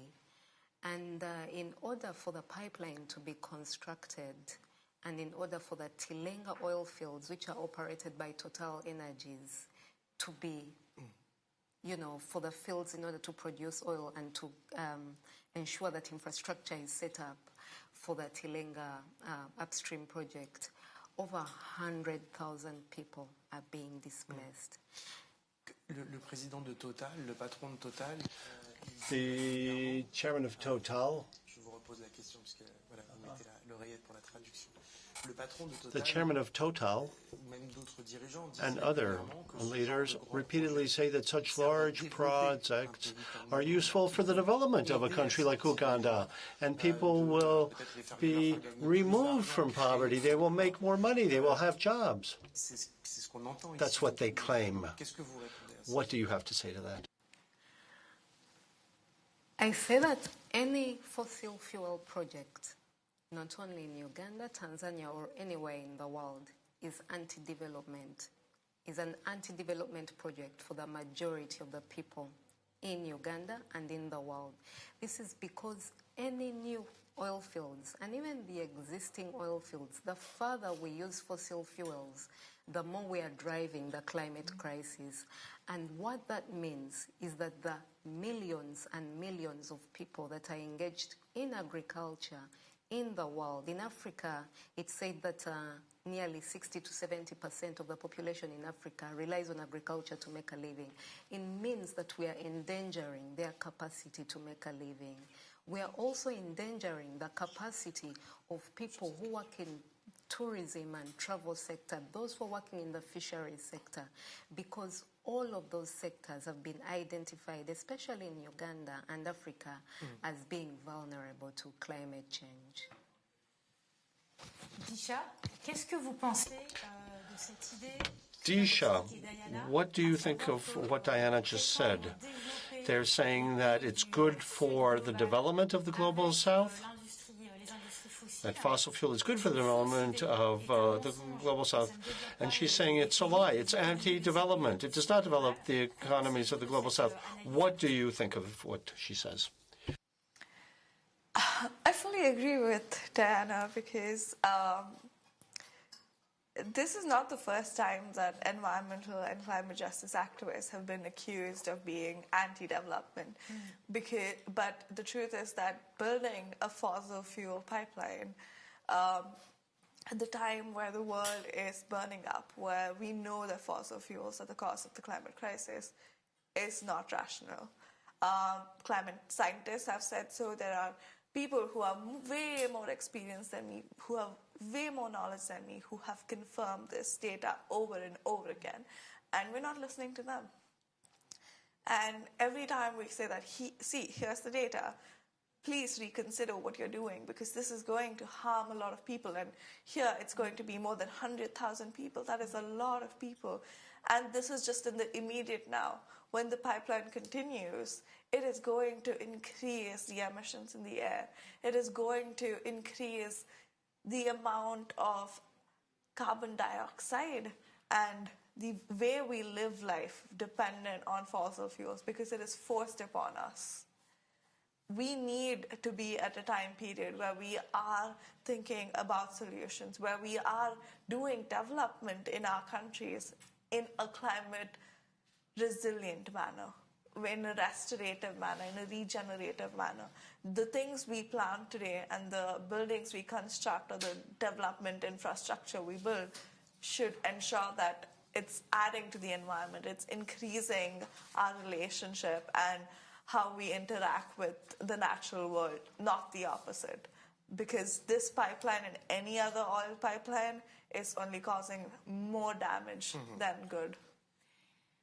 Pensez-vous, Disha, Disha, do you believe that countries of the global south have a role to play in fighting climate change? Or is it first and foremost the responsibility of the global north, given their historic responsibility and the difference in income, of course? Global North countries have a bigger role to play in terms of the climate crisis because they are the reason and they have been responsible for historic emissions. They owe us reparations. They have to take accountability for the amount of emissions they've put in the air and take accountability for the fact that they caused the climate crisis. It is their responsibility to address this, but it is also important for Global South countries to walk alongside with them. However, our responsibility is not going to be the same. It's not going to be at the same level because countries like India and Uganda have been colonized for years. We are still rebuilding from what Global North countries took from us. To us, in France, I fully relate to when you said, we can't drink water out of the tap. We can't do that. It is not possible for us. For us, it is the fight of basic sanitation and water. So we need to be at a stage where we can at least get water and sanitation and basic necessities. Global North countries are already in that position. So and they caused the climate crisis. So it is automatically their responsibility to do better and to take responsibility and fund climate finance. Alors justement, sur cette question de des rapports nord-sud, Yes, we're going north-south relations. We're going to bring in two new guests, two more panelists. They're going to join us, and we're going to have an interesting conversation with us in a moment. We will have Youlie Yamamoto, who is spokesperson for Attac in favor of just tax and ecological justice in France and worldwide, and Simon Duteil, who is joint general delegate of Solidaires. They are coming close to the studio here. Here they come. Well, in the meantime, why don't we ask you a question, Disha and Diana? In your respective countries, do you think that social and environmental justice is going to be achieved soon in the foreseeable future? Diana? Could you repeat the question? Pouvez répéter la question, s'il vous plaît? Il y a un petit peu trop de bruit dans le studio. Et sociale, qui est un des slogans forts du mouvement climat. Justice climatique, justice sociale, que les deux choses soient liées. Est-ce que ça vous paraît être un horizon proche en Ouganda? So do you think that justice is going to be attained soon? Yes, in Uganda. achieved in the foreseeable future? Is it near or is it very far away? Well,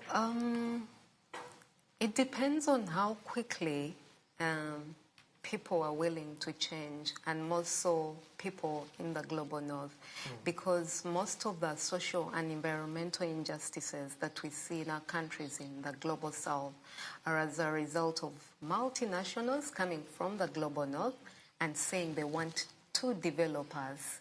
It's as a result of banks from the global north financing these multinationals. But our governments are also culpable. They don't do enough to protect our people from the ravages caused by the companies in the global north.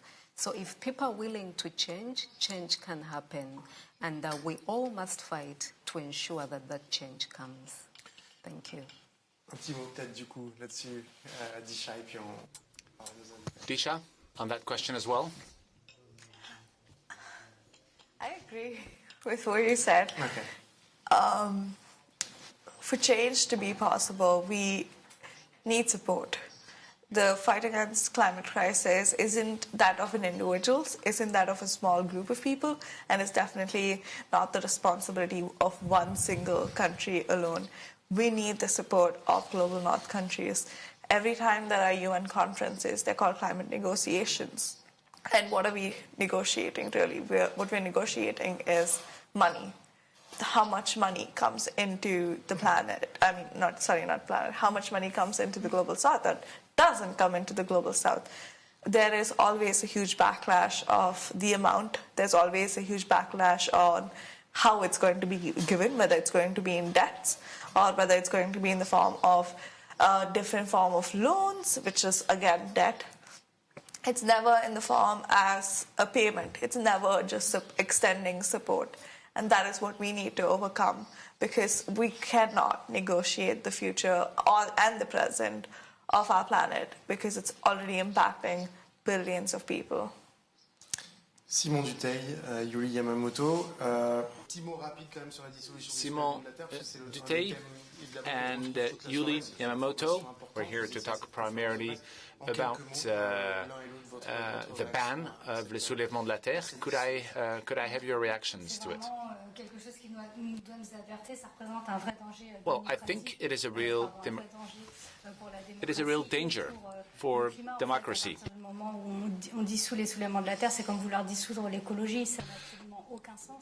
It has no sense. It is very concerning. Simon will talk about it. There has been a lot of repression during the movement against retirements. So are you saying that it's the same movement? Yes, it is the same movement. I think we have a social movement and we have an environmental movement, and they're very connected.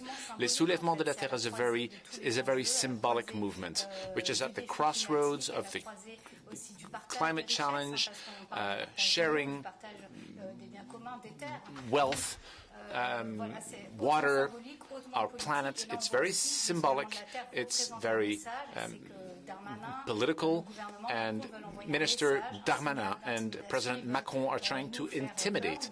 They're trying to scare us. They're trying to intimidate us, and they are trying to keep us from doing what we do. Do you think it is intimidation, Simon Duteil? Yes, it is. I completely agree with what Youlie just said. I think it's just like with the retirement reforms. The authorities are convinced that by banning and reprimanding, they can rule the country. It is a major mistake in our democracy, and I think it shows how these guys think. We are les soulèvements de la Terre. I'm still saying it this evening. I stand by what we've the Lyon-Turin high-speed line. We are against it. We are against it. And there can be disagreements amongst ourselves. That's okay. But I think we are les soulèvements de la Terre. You cannot just ban a movement. It's crazy. When you think of it, when you look at what happened today, you really hope, I really hope there is going to be a strong reaction, not today and tomorrow, but in the future. When are we going to realize that this is a democratic issue? There's going to be a tipping point. There must be a tipping point. There is not one tipping point, but there's been a set of tipping points. Youlie Yamamoto, now when you walked into the studio with Diana and Disha, we were talking about the North-South relationships, climate change, of course. Youlie, do you think there is such a thing as climate debt that the northern countries have to southern countries? There is a huge debt. Okay, what does that mean? What's the climate debt? The climate debt is all the activity of countries of the north that have a direct impact on southern countries at all levels. We've taken their resources, we have generated pollution, we've polluted them. It's a bit like generating waste that you dump in southern countries. Now there is this race for rare minerals with digital. Again, we're doing the same thing. We are, take fast fashion, same thing. What's fast fashion? Fast fashion is fast fashion. It's disposable like Shine. The company Shine, they make hundreds of different models every day. The environmental consequences are absolutely terrible, with waste everywhere. That's pollution. It's pollution coming from, from the northern hemisphere. And right, I wasn't done yet. Keep going. I think the climate debt is massive. It's caused by the way of life of the northern hemisphere, and this is why we need to cancel the debt, because it is not normal that southern countries should pay for our way of life. Okay, so canceling the debt, this is something that Attac has historically requested. What does that mean? To abolish the debt. How will they then, what would be the transactions? Well, we would cancel their financial debt. And then they would be able to use the money to fight climate change, take different measures, invest in new infrastructures, and so on. But they are literally financially strangled. We're talking about a massive debt. In 1980, I think the debt committee on illegitimate debt said that the debt of southern countries had... Sorry, I'm getting confused here with the numbers. ce que je veux dire, c'est que on est dans une situation où, sans vraiment penser à lever des fonds, à leur donner du budget, il y aura une incapacité à. We need to allocate money to those countries to pay for the climate change, to help them address climate change. Simon Duteil, how can countries of the global north pay back the global south? I think you agree with what was just said, but how do we do it? Yes, I agree, but I think the debt also is a form of heritage of colonialism. It's something that accumulated over centuries in many countries. It allowed economic development in one side, and it impoverished the other side. There is no magic bullet or silver bullet. I think we need to pressure our institutions. It is our duty and responsibility to do so, to push our states to cancel the debt. You don't have to pay back because you already did. You paid it back many times. We have taken, our capitalistic system has taken advantage, and we're making more money with our own money on their back. The question is also how, for businesses, business in the greater north and in the global south. I think we have a duty of vigilance. We have very limited resources to act, but whatever is available we should take and we should use. I'd like to take this conversation a little beyond the question of debt. We should also talk about production and consumption. Don't get me wrong, financial questions are essential, but there is another question, which is what do we produce and what do we consume? And here again, we have a responsibility. Disha, tomorrow we have this summit, the summit in France on new global financing. We're going to talk about the debt. There is, we don't expect the debt to be cancelled, of course. Do you still think that, these discussions have been going for years, but the climate emergency is building. Do you still believe in these summits and discussions? You asked a very hard question. It becomes very hard to believe in these summits because all we get from them are empty promises. There are no accountability processes. So for me personally, it's easy to lose hope, and I know that is the case for so many others. But my hope comes from the people who are seated here, who are fighting for a better planet, for a safe environment. And I will hold on to that hope as long as this movement is alive, that we will be able to hold world leaders accountable, and that we will be able to hold those in power accountable. So I'm really hoping that something comes out of it, because we are here and we will keep fighting. Alors, il y a aussi une question importante. There is another important question, which is gender inequality in the face of climate change. Women around the world are the first victims of climate change. Diana, what would be the right action, climate action, that would also be adapted or sort of offset the inequality, compensate for the inequality between men and women? In a sense, what would be the right feministic policy, which would also be fair in terms of climate? Oh, that's a very interesting question, and I imagine that many theses would need to be written to fully answer that question. But for me, very simply, any climate solutions that are advanced need to be gender just. We need to ensure that they are addressing the needs of the women. And unfortunately, we don't see this a lot. I'm going to talk about, for instance, the fight for clean renewable energy in the global south. but in Uganda in particular, because that's a context that I understand, you find that the discussions often are centered around, even at the global level, at the industrial energy that will enable more production, or lighting energy to make life easy for certain groups of people. And cooking energy is often underlooked. And in the global south, you find that women are primarily responsible for cooking energy. And because women aren't in the spaces where climate solutions are being discussed, or they aren't adequately represented in those spaces, you find that their needs aren't being addressed.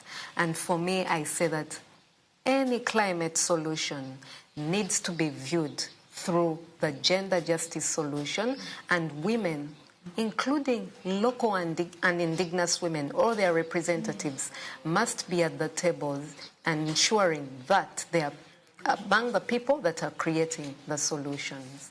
Thank you. Youlie Yamamoto, qu'est-ce que vous pensez-vous de cette question d'une politique féministe? Youlie Yamamoto, what do you think about this? Actually, before, I'd like to ask Diana and Disha, who are going to be leaving us. Thank you so much for being with us. In a moment, Youlie, you can answer the question. We're going to have Benoit, Teste, and Luisa, Neubauer. Oui, j'en pense, c'est évident, on est dans une société. Well, my answer is, I think we live in a patriarchal society. I mean, look, with the retirement reforms, women were more impacted than anyone else. We've said this, the question of food, supplying food to your family, feeding your family. With global warming in desert areas becomes a major issue. Women have to walk very long distances to find water on their head, on their shoulders. Structurally, we live in a patriarchal society, and the climate impact impacts the most underprivileged people first, and within that population, women first, if you funnel it down. So it is a major issue. I think we tend to, we don't, I think it is important to recognize that some populations are more impacted. I think that funnel approach is really important. And if we accept to do this, well, then you can see, you can anticipate the long journey. Youlie, thank you so much. We have our new guests who are here, Benoit Teste, who is the General Secretary of FSU, the first teacher union. You've been very active in solidarity between the Global South and the Global North. And Luisa Neubauer, you are a well-known activist in Germany. You're a climate striker, and you have been very active. We will see you in civil disobedience initiatives that you were taken recently, including against the destruction of a village, Lutzerat in Germany, to build a coal mine. But before that, before we talk about Luisa, I'd like to come back to the earlier question. We had a long conversation about the growing debt of the Global South, the emergency of climate change, which is hitting us. Are you seeing any type of progress? We were asking Disha earlier if she still believed in summits. One summit, another summit, a conference of parties here, one there. Are you under the impression that things are really changing? Yes, especially in the way we speak about it. There has been growing awareness of the financing priorities, the issues between the North and the South, the cancellation of debt. This has been somewhat neglected in the past, and there's the climate emergency. And now we have become aware that this is a challenge for society with financing that is necessary for public service, or at least a collective form of managing all this, because today's world is governed by private interests, lobbies, and capitalist interests who capture resources and wealth, and the richest are capturing scarce resources against the rest of society. That is what is at stake in all these struggles. That is what is at stake in the struggle with the mega water tanks. And this has to do, also connected to the ban of soulèvement de la terre. If it is a proven fact that FNSEA has put pressure on the government to ban soulèvement de la terre, it means that there's a great big problem with lobbies. What a deleterious lobby that would be, because soulèvement de la terre is also against these water tanks. So capturing wealth to the detriment of collective interests and financing collective solutions, that is an issue that is quite topical. And I believe that that issue is becoming clearer. Luisa, you are a climate activist in Germany. What is your perception of the ban of soulèvement de la terre in France? I suspect you know these activists and you've been following them. As a German activist and as a neighbor to France, what is your reaction to this? Do you think that this could happen in Germany as well? Well, it's a super worrying trend that we're seeing, and it's not a singular case in France, but it's a dynamic that we see across the globe, where those who are defending lands, who are defending water, who are defending the climate, and who are defending human rights are being criminalized, while those who are actually endangering people and planet are being, invited to summits. That's what's happening right now.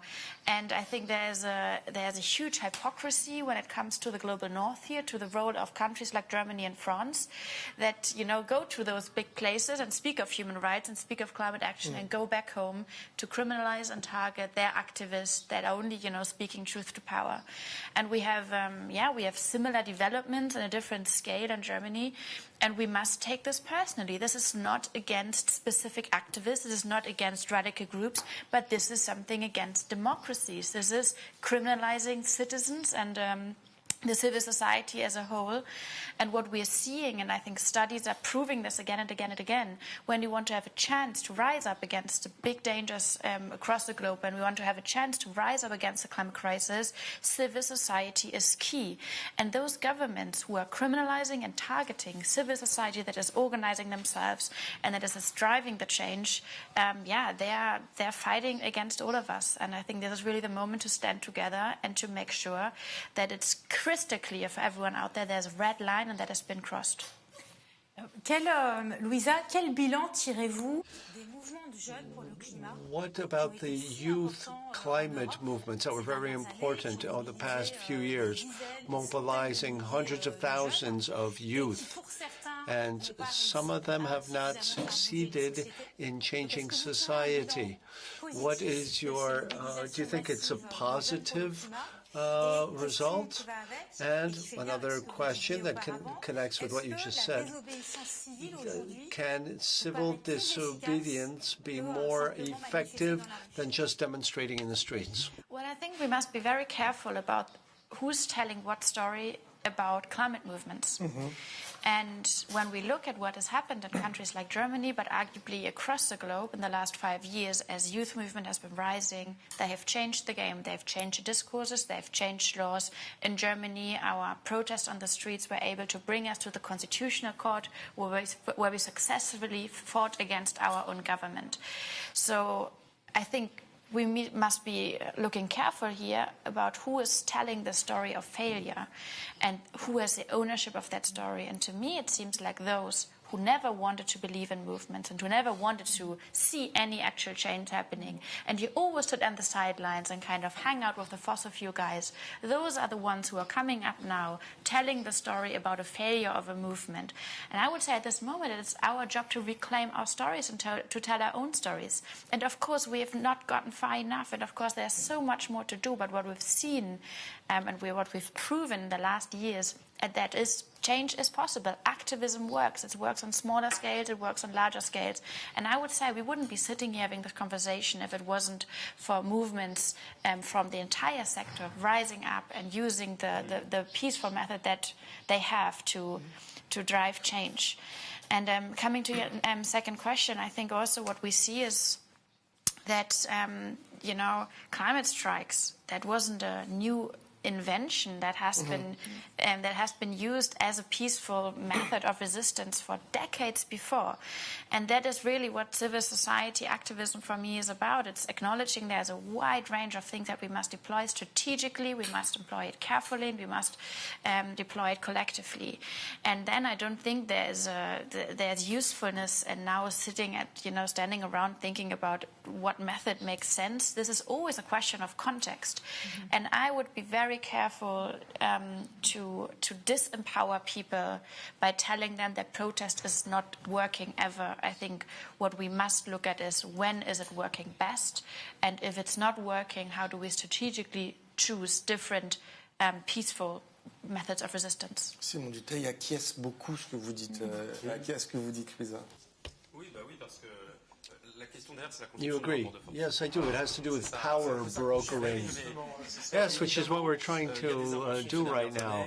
In the past few years, there have been progress. There has been a strong emergence of a youth movement. Thank goodness it was not only youth. There were old-timers in support of the youth, too. But there's been a lot of energy, and it has changed for the better. And how about the unions? Yes, the unions have been involved to a certain extent, but this is a moment where, at long last, it's making the headlines. And it changes the conversation, and it changes the agenda of unions. And those unions or organizations that don't want to change may have to be held accountable. We, just like FSU, are working on social transformation. And regarding tactics, well, we supported the strikes in France at different levels. Sometimes we were pleasantly surprised, sometimes we thought that it was not strong enough, but we too find it difficult to convince large numbers about the benefits of striking for climate and their demonstrations over the weekend. What was this reluctance of your members about? Well, how should the power brokering take place? When you're a unionist, you can, sign petitions and so on, but we have a strike. A strike is a tool. And if we go on strike and you lose part of your wage to go on strike, we need a target, right? And regarding the climate, sometimes it has been difficult to find the right target. If I may, the target was difficult to identify because not everyone is aware of the fact that political choices have to be questioned. Some people say, what's the point of going on strike against the climate, as they say. So there are people have to understand that it's all about political choice. But going on strike has been powerful. And, there have been the mega water tanks, they're paving, tar and concrete, and plenty of people come to demonstrate. Sometimes there are thousands of people who come out there. Activists, environmentalists, but unionists and people from the population who come to these demonstrations. And those struggles are effective. They tell the right story about the alliance between the environment and social issues with a specific target. And we reactivated, think global, act local. Maybe large mobilizations with the cops and so on are effective, but when it comes to local challenges, useless projects, and how about Attac? Think global, act local. What do you think about that? That's really in the DNA of Attac, right? How can all this be renewed, and what can it translate into in the face of the climate emergency? Is it the same thing? Benoit Teste is saying, well, in the collective thinking, a new vocabulary is being used. A new way of doing things has been adopted, and it's becoming more political. Well, regarding the youth, they have to be involved in the decision-making circles, because one obstacle to renewing the thinking is the fact that they're not young decision makers. And when it comes to acting local and thinking local, well, yeah, that underpins all our efforts at Attac. But large mobilizations do have an impact. They are socially useful and they're educational. You mobilize thousands of people to whistleblow, to convey the right message, and you act local to defend what's on the ground with local interests in mind. Everything is interwoven. You see, local struggles feed into large mobilizations and vice versa. And symbolically, a large mobilization will involve events, and there will be significant impact that will trickle down to the field. Questions left, right, and center. Luisa, regarding climate strikes, in your experience, how can a climate strike set up a strength that can lead to exerting pressure and not just a general demonstration? Well, I think, of course, one is that what we deliberately do and what we still do until today really is we try to cause a social dilemma. And school striking is just about that dilemma. You know, children are supposed to go to school, but if children say, well, actually, you're burning our present and our future, what are we learning for? You cause a social dilemma for our society. They will have to deal with that because it's a valid answer. But we've actually emerged from that, and I think that's a beautiful thing. And I'm so happy to be sitting here with together also with unions, because what we did in the last years in particular, we built these bridges with unions in Germany. And you mentioned that there might be sometimes, a bit of a conflict or a bit of an uneasiness. And I don't think it's surprising that climate movements and social movements or unions have bridges yet to build, just because for the past decades people have been told that the climate movement wants to take away jobs. That has been the story, not told by the climate movement, but by those who have no interest in either social justice or climate justice. So, of course, there has been people have been played out against each other, and that causes prejudices and that causes uneasinesses. So I think for us, the first step really was to identify we need to come back together here, and then of course we need to find the common denominator. What brings us together? And in Germany, for instance, we got together with the bus drivers and with people working in public transport, because if we want climate action to be happening, if we want to change the way that our mobility system works, if we want to get people away from their cars, we need more public transport, but that must be well funded. People need to have good and safe jobs. There will not be climate justice if we don't have social justice in public transport. And it was hard work to find this out, because the resistance had been there before, and this means you need to really invest in those relationships. But at the same time, I think that is where power building is happening. Power doesn't fall from heaven. Power is something that we build up together when we look each other into the eyes and when we understand we're here as humans. And after all, I think for me, connecting social justice and climate justice ultimately has to do with dignity. People shouldn't be having to work in jobs where they know they work for the end of the month, but against the end of the decade. That is just like, this is disrespectful, and we need to make sure that we, build societies where jobs are safe and jobs are just. Simon Duteil, dans un instant, justement, Clemence Dubois va venir s'asseoir. Simon, well, Clemence Dubois will replace you here, but before that, tell us about this possible contradiction, or this alleged contradiction between social justice and environmental justice.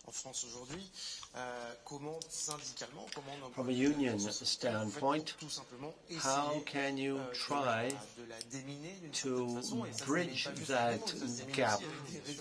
Yeah. It can't be done with words alone, right? You need accomplishments. Things are changing, but they may not be changing in the right direction. Yeah, it's about power brokering, as you said, yeah. And it has to do with scale, too. All this has to be factored into our thinking, into our ideological corpus, so to speak, in our way of approaching things. What is definitely true in what you say is the purpose of what we do. What is the social purpose of all this? Because we were talking about the global north and global south. Today, plenty of the industrial production of the south feeds over consumption that is useless in the north. And we have to think this through. So indeed, the discourse has been about this divide. And it's still true in unions in France. Let's produce more and more. There will be more and more jobs. Let's consume and so on. And wealth will be distributed. You increase the pie and you will get a few additional crumbs. Okay, but let's be clear about that. The pie is finite. And some people who don't need to consume will have to stop consuming. So that's the general story. But now, in this day and age, we have to... Well, we'll be releasing a brochure next week about this. How can we set up concrete claims out on the ground with specific requirements out on the ground? And how can we do this in the working place? Because in the end, on a daily basis, unions and workers, that's what we are, we're organized workers, we have to make this a priority. We will not improve our working conditions if you don't address the environmental issues head on. Society will not be fair if you don't address environmental issues. That is what we're working on now. It's still early days. We're on infant stages, but we have the will to move forward with that. Thank you so much, Simon Duteil. I'll let you go, and Clemence Dubois will come back in the studio for the end of the show. Attac, what do you think about what Simon Duteil just said? And in connection to what Luisa said, lack of dialogue and this divide between the various forces of the social environmental movements. Youlie, what do you think?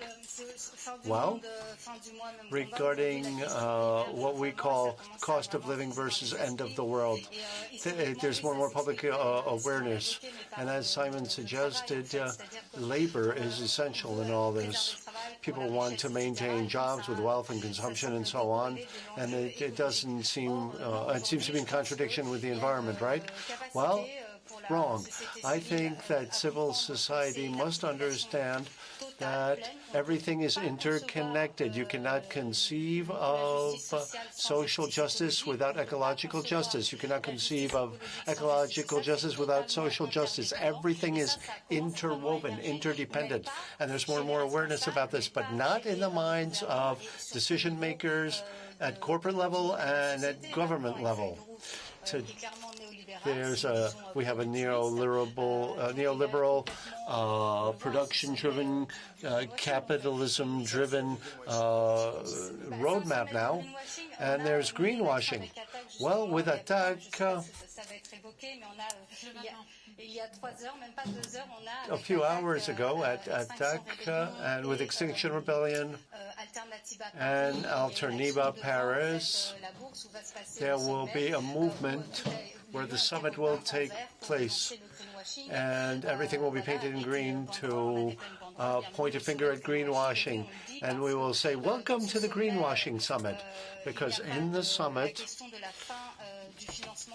the end of the financing of fossil fuels is not addressed. There will be nothing on the financing of the ecological transition. There will be nothing on taxing fossil fuels.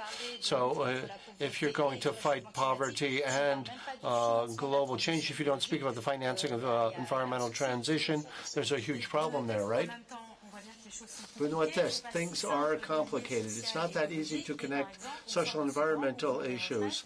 And yet, in France, the environmental movements were present in the fight against the pension reform, but the environmental claims were not top of mind. Was it a failure? And do you have any examples of concrete connections between social and ecological claims? In the pension, in the anti-pension movement, environmentalists were there in the demonstration. They were quite visible. And, but it wasn't complete. Labor was addressed. I think environmentalists should speak about labor issues and say, we don't want jobs to be cut. We don't want worse working conditions for workers. Environmentalists have to speak out. Environmentalists and we are reconsidering the purpose of work. What's the purpose? Consumption, overconsumption? Or should work be fulfilling? Should it lead to more social entitlements?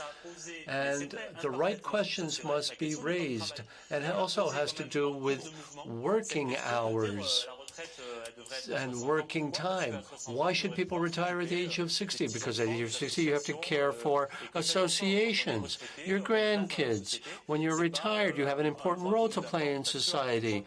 It's not an entitlement because you're no longer useful in a consumer society. No. And that's what environmentalists have said, but they haven't said it loud enough. They should say it more. And we have to work as a team. We have to work on working conditions, and we, the unions, as Simon suggested, have changed over time. There's been the yellow vest and with a bunch of debates and so on, and we have changed when it comes to capitalism-driven and production-driven economics. In Fordism, you have to, distribute wealth and look at growth first so that everybody could tap into the wealth produced. And these issues have been addressed now. So our federation is involved in production because we represent the teaching corpus. It's public service, and that's the model, less precarious work, social welfare, social protection. The model of public service is also a project for society. And, of course, there are remaining contradictions and so on. But it is my belief that in the Social Environmental Alliance, which is still going on, we're building a framework for concrete actions. We spoke about the water tanks. There were demonstrations against the pension reform. So there are closer and closer ties and stronger bonds with the environmentalists, and it's moving forward in the right direction. You're talking about a model for society, but it also has to do with a desirable future. Luisa, a question to you. You're a climate activist, and how would you describe this desirable future with climate justice that would not only be, a utopia, something that would be accessible and achievable, something that can be imagined with our current vision, desire, pleasure? Well, I think you make a really important point. I think we often forget that the offer that we make as the ecology, the offer that we make must be, it must be in a way beautiful. It must be a story that sells, because the fossil fuel productivity offer is very powerful. It tells people, work hard and you can buy everything. And the harder you work, the more fossil fuels and emissions you can, place in your living room and on the streets and the cars. So what do we have to offer? And for me, for once, it's a feeling. It might sound banal, but for me, globally, this means in a climate justice world, we can look each other into the eyes again. because we know we're not exploiting each other and we're not stealing each other's present or futures. And this also means, looking into the eyes across the generations, knowing that, my children will have a world to live in, and my grandmother won't die in despair because she doesn't know what she's left behind. And I think that has something to do with a very, existential idea of what freedom really is. It's not being torn between a world that we are living in and a world that we want to live in. I think it's about bringing those things together. And beautifully enough, I do think that is completely achievable. It is possible. Another world is indeed possible. The moment that we stop, waiting for it to happen, but understand ourselves as the most important driver towards that very world. Merci beaucoup, Luisa. Thank you so much, Luisa. We're reaching the conclusion now with Clemence Dubois and Youlie Yamamoto. We organized this meeting together, so you have a carte blanche for this 2-hour show. So, over to you. Tell us where we stand, tell us where we should go. This is a historical day here. What do you want to say? Well, I'm quite moved by what Lisa just said. We tend to focus on what we're fighting, but why are we fighting? We're fighting for a possible future, a desirable future for everyone. At 350.org and Attac, at the heart of what we do, there's engagement. Engage people so that everybody can find an entry point towards engagement. And there's something that led me to activism. It's a sentence. As an individual, the most important that I can do is to stop acting at individual level and to be involved in collective action. There are many people who look at one another eye to eye. We haven't given up. We are still building justice, whether it be environmental or social. Together we are working on, and sometimes it's toilsome, difficult, challenging, whether it be in the unions or in our associations, but in fact, the end result is a genuine collective power, and there's hope.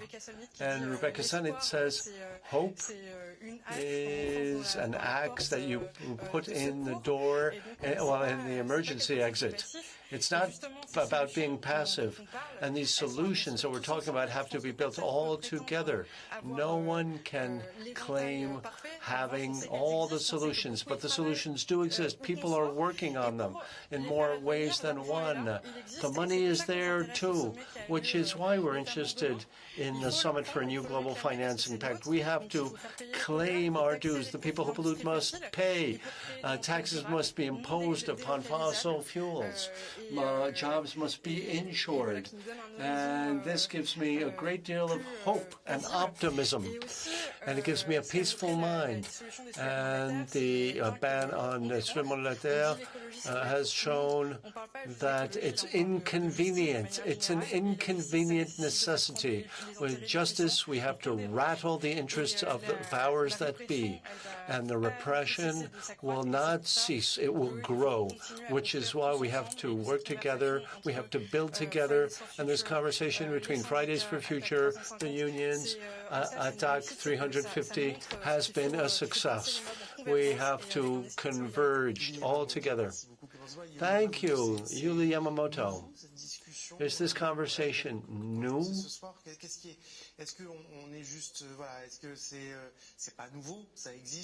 This has been going on for a while, hasn't it?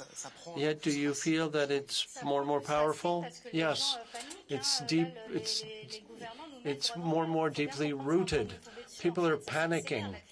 The climate crisis has been accelerating. It's out of control, and even the worst forecasts of the IPCC have been exceeded. There's a sense of panic and eco-anxiety. People are aware, they're understanding that decisions must be made, action must be taken. And the ecological dimension is with us now. But to come back to what Clemence was saying, speaking of soulèvement de la terre and so on, There is, we're talking global solidarity and all this. It's all very important, of course.